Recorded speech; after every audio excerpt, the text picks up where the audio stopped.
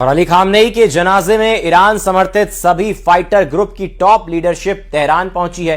Houthi, Hamas और Hezbollah ने Tehran से अमेरिका इजराइल के खिलाफ युद्ध का ऐलान किया है।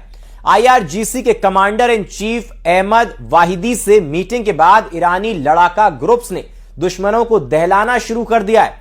हूती लड़ाकों ने सऊदी अरब पर मिसाइल दागी है तो लेबनान में हिजबुल्लाह ने इजराइल को बराबर की टक्कर देनी अब शुरू कर दी है। हिजबुल्लाह चीफ नईम कासिम ने धमकी दी है कि इजराइल को लेबनान से जल्द मार भगाएंगे। आखिर क्या है हिजबुल्लाह की पावर? क्यों ये लड़ाका ग्रुप इजराइल अमेरिका से नहीं डरता? आज के पोस्टर में यह सीक्रेट खुलने जा रहा है।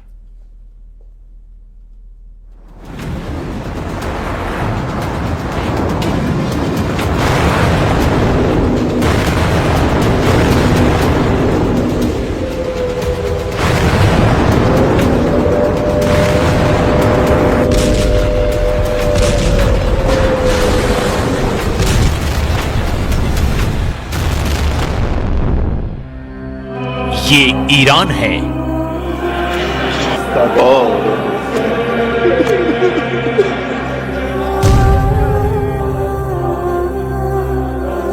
जुझारू ईरान,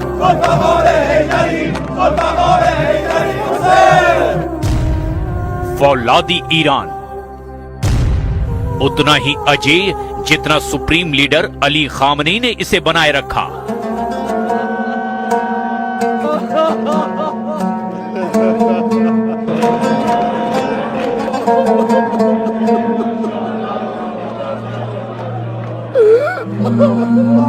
उनकी विदाई के साथ इतिहास के सबसे भारी पलों में से एक को अब ईरान अपने सीने में उतार रहा है।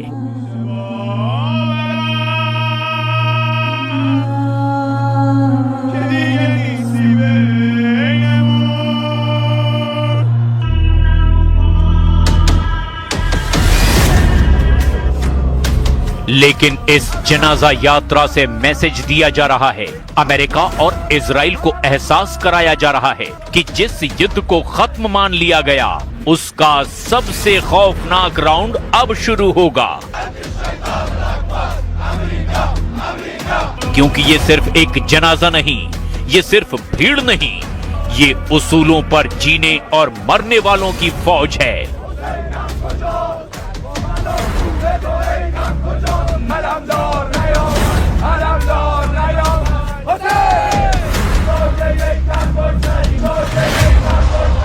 ये काले झंडे,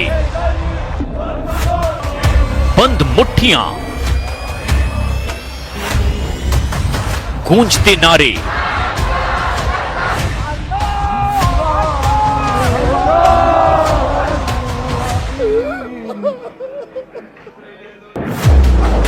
एक ऐलान है, ऐलान कि ईरान के इरादे अब ज्यादा खतरनाक हैं।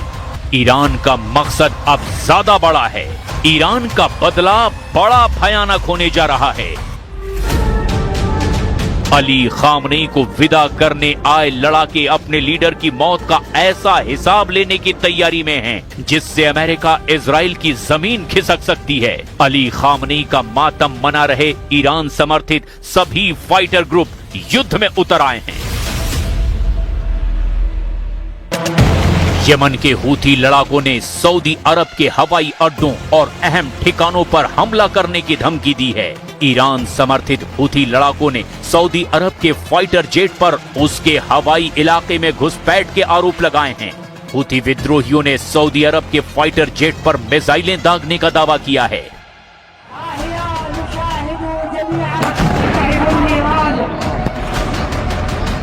हूती ने नए फ्रंट खोल दिए हैं।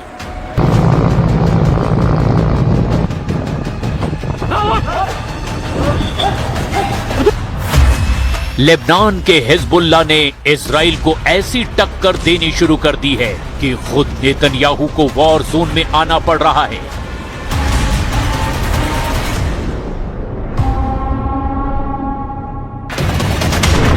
कल तक जिस हिजबुल्लाह को इजराइल लेबनान में घुसकर मार रहा था, वो आज की तारीख में जबरदस्त टक्कर दे रहा है। हिजबुल्लाह चीफ नईम कासिम ने धमकी दी है कि ट्रंप के कहने पर इजराइल से जो समझौता हुआ है वो किसी काम का नहीं है। नईम कासिम ने ट्रंप से ईरान वाली डील की डिमांड कर दी है।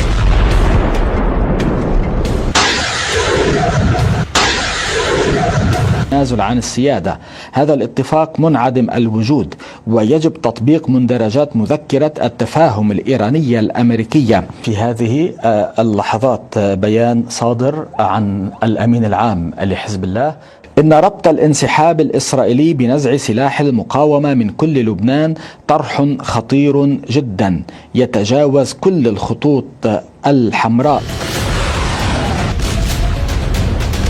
हिजबुल्लाह इजराइल को लेबनान से खदेड़ने के लिए फुल फोर्स में हमले करने लगा है।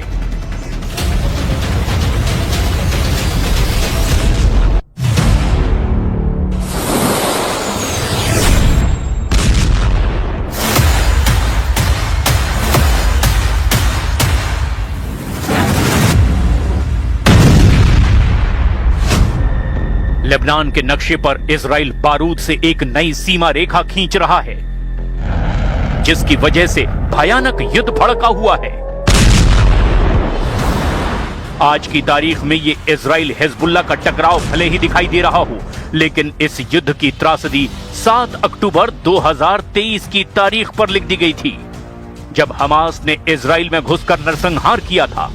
तब से भड़के युद्ध में एक तरफ इजराइल है, दूसरी तरफ ईरान और उसके एक्सिस ऑफ रेजिस्टेंस।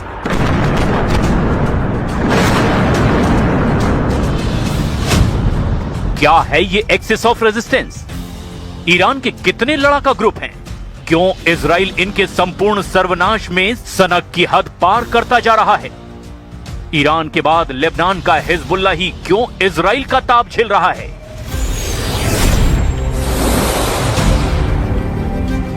हिजबुल्लाह अब ईरान, अमेरिका और इजराइल के युद्ध का हॉट टॉपिक है।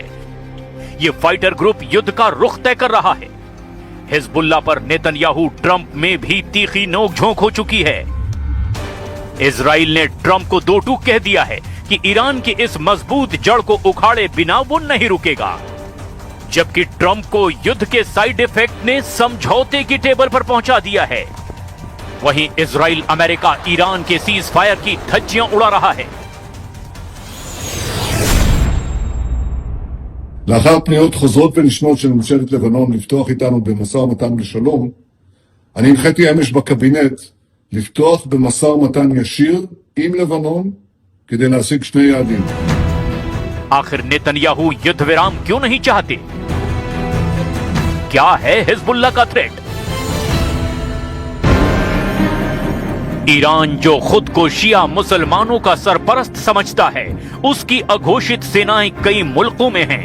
इसे ऐसे समझिए कि ईरान एक ऐसा वट वृक्ष है जिसकी जड़ें एक्सिस ऑफ रेजिस्टेंस पर टिकी हैं।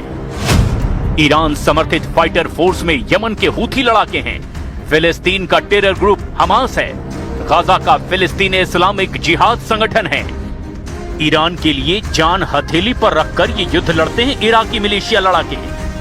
ईरान समर्थित सीरियाई मिलिशिया हैं। ईरान की साइलेंट आर्मी सूडानी लड़ाकों से बनती है। इन सभी फाइटर ग्रुप में जो सबसे पावरफुल है वो है लेबनान का हिजबुल्लाह। हिजबुल्लाह को लेबनान की आर्मी से भी खतरनाक फोर्स माना जाता है। दक्षिण में इजराइल और लेबनान के बॉर्डर के आसपास जो शहर हैं, वहां हिजबुल्लाह का ही दबदबा है। यहीं से इजराइल पर रॉकेट भी फायर किए जाते हैं और ये इलाके भी इजराइल की काउंटर बमबारी का सबसे बड़ा टारगेट बनते हैं। हिजबुल्लाह अरबी का शब्द है जो हिज्ब और अल्लाह से बना है। इसका मतलब ईश्वर का दल है। लेबनान में हिजबुल्लाह की एक राजनीतिक पार्टी है जिसका अपना एक सैन्य समूह है। इजराइल और अमेरिका हिजबुल्लाह को आतंकवादी गुट मानते हैं, जबकि रूस, चीन, कतर, ईरान हिजबुल्लाह को आतंकी संगठन नहीं मानते। संयुक्त राष्ट्र भी हिजबुल्लाह को सिर्फ एक मिलिशिया मानता है। हिजबुल्लाह की ताकत क्या है, इसे समझना है तो जान लीजिए, इसके पास 1 लाख लड़ाके हैं। ये दावा हिजबुल्लाह के पूर्व सरगना नसरल्लाह ने 2021 में किया था, जबकि अमेरिकी सुरक्षा एजेंसियों का आकलन है कि ये तादाद 50,000 तक हो सकती है। हिजबुल्लाह ने रूस की फौज के साथ मिलकर सीरिया से ISIS को पूरी तरह खत्म कर दिया। हिजबुल्लाह ने ईरान के ऑर्डर पर सीरिया में युद्ध लड़ा और अब वहां तैनात भी है, यानी वो पूरी तरह बैटल रेडी फोर्स है। हिजबुल्लाह के पास ऐसे रॉकेट और मिसाइल हैं जिनकी रेंज इजराइल की राजधानी तेल अवीव को भी कवर करती है। लेकिन इस वक्त इजराइल ने जिस तरह से हिजबुल्लाह पर आसमानी कोहराम मचाया है, उसका डर पूरे लेबनान में फैला हुआ है। डर की वजह जमीन जाने की है। इजराइल ने लेबनान की लितानी नदी पर कब्जा कर लिया है। השטח שמדרום לליטני מנותק מלבנון. פינינו ממנו את האוכלוסייה לשם הגנתה, ואנחנו פועלים כדי לפרז אותו באש כל הזמן. बेरूत से टायर शहर तक हिजबुल्लाह के अड्डों पर बारूद फट रहा है, लेकिन लड़ाका ग्रुप सरेंडर के लिए तैयार नहीं, क्योंकि हिजबुल्लाह ईरान मेड है, जो मिट सकता है लेकिन झुक नहीं सकता।